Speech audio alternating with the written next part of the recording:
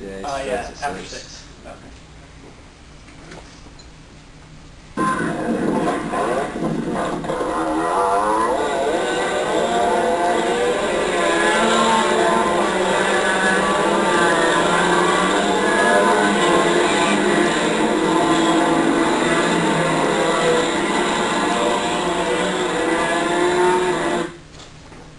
In Europe, they call that moped racing. And what does it have to do with you? Not really anything, but at least I got your attention and I got you thinking about mopeds. Because today I'm here to talk to you about them. We all as college students, we want to become independent, but yet we all don't know the steps to becoming fully independent. But one of the steps that we can use is to get a vehicle. Today I want to talk to you about why you should get for your first vehicle a Honda moped over any other kind of vehicle to use at college.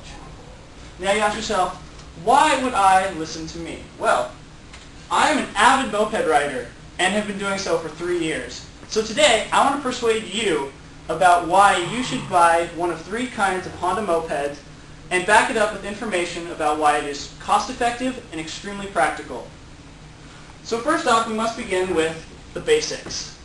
The DSA Guide to Riding states that the main physical difference between a moped and a motorcycle is that a moped, you don't have to manually shift gears while you ride. Also, mopeds mostly come with engine sizes less than 250 cubic centimeters. So, when you look at Honda's motorsports brochure, you see the following. Honda has 3 different categories of mopeds, or 3 different engine sizes. The first, being 50 cubic centimeters, is the smallest and cheapest moped that Honda sells. It can propel you up to 42 miles per hour. The next step up is the 80 cubic centimeter engine size, which basically doesn't give you a speed boost as much as it gives you a power boost. It makes it so you and one other person can go up to 46 miles per hour. And on top of that all, Honda sells their biggest moped, which has a 250 cubic centimeter engine, which basically gives you freeway use. So, now that you know basically what I'm proposing to you, one of these 3 mopeds, let's do some sleuthing about what this is going to cost you. New vehicles are an extremely engaging opportunity for many people because you get a warranty and you get extremely good durability for the first few years of the vehicle's life. So, let's do a comparison. In the Honda lineup for 2007, the brochure states that the 2007 Honda Civic DX, which is their cheapest car, has a retail price of $15,000. However, the Honda Motorsports brochure states that the 2007 Honda Elite 80, which is an 80cc moped, has a retail price of $2,400. It's a lot cheaper.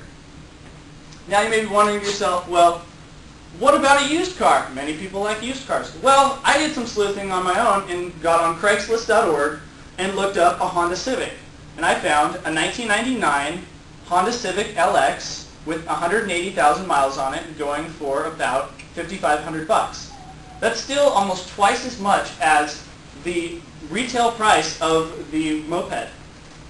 Sounds cheap. Well, also you have to consider the gas mileage. Gas mileage is going to accumulate over time. Well, the Honda Civic gets 30 miles to the gallon, but the Honda Moped gets 100 miles to the gallon. That's over 3 times as much gas mileage. And if you don't believe me, I have a scan here of my last receipt at the Corvallis Shell gas station when I filled up the moped. You can see it cost me all of $2.74 to fill up the moped. That amount of gas will go for almost an entire week of riding around campus and into town. The next thing you must consider when purchasing anything is insurance. Insurance is a big factor and will also add up over time. So I got on Progressive.com and looked up insurance rates for the Honda Civic online for me and the moped for me. The Honda Civic for me would cost me $177 per month. That adds up to about $920 a year. On the other hand, the Honda Moped for me would cost a meager $6.25 per month, the yearly total being $75. That's less than half of a monthly payment for the Honda Civic. Sounds cheap. Well, on top of the insurance rates, this is the image of the $75 insurance quote from Progressive, if you don't believe me. But on top of insurance rates, whenever you bring a vehicle to campus, you must also remember that you have to pay for the parking pass. The parking pass for a vehicle on campus this year is about $150. The parking pass for a motorcycle on campus, or moped, is $50 for a year. So, now you have a bright, shiny new moped, gas saver, extremely light on the wallet. Well, what else could there possibly be that's better than what I've just told you? Well, there's more. A moped is extremely practical for anything you do at college, whether it be in campus, in town, or going home. In campus, that $50 motorcycle parking permit you bought, that parking permit gives you access to staff parking, most of the staff parking areas. The OSU campus map on the website states that there are over 35 different motorcycle parking areas on campus, and most of them are next to important buildings and all the residence halls. Now, what if you want to go into town? Say you took a walk to Winco one day. It's going to take you 45 minutes to walk from campus to Winco.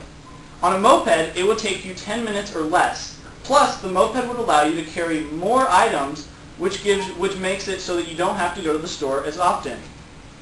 And then finally, what about going home? Well, basically anything's possible. The 250 cubic centimeter moped that I said earlier was freeway legal, and therefore you can take it basically anywhere. But what about the smaller ones? Well, the smaller mopeds are country road legal, and so therefore anywhere the country roads go in Oregon, you can go on the moped.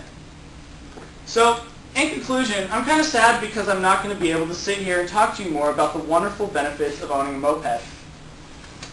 What you have learned today is that the moped is for everyone, and that it's a cost-effective and practical use at college when you compare it to any other motorized vehicle. So what do I want you to do here today? I want you to go out and buy a moped when you're ready to become independent and have a vehicle at college. And so I want to leave you here today with a quote from Dr. Seuss from one of his books. And he said, "Congratulations, today is the day. You're going great places and you're on your way. You got brains in your head and feet in your shoes. You can steer yourself any direction you choose. You're on your own and you know what you know, and you're the guy who will decide where to go."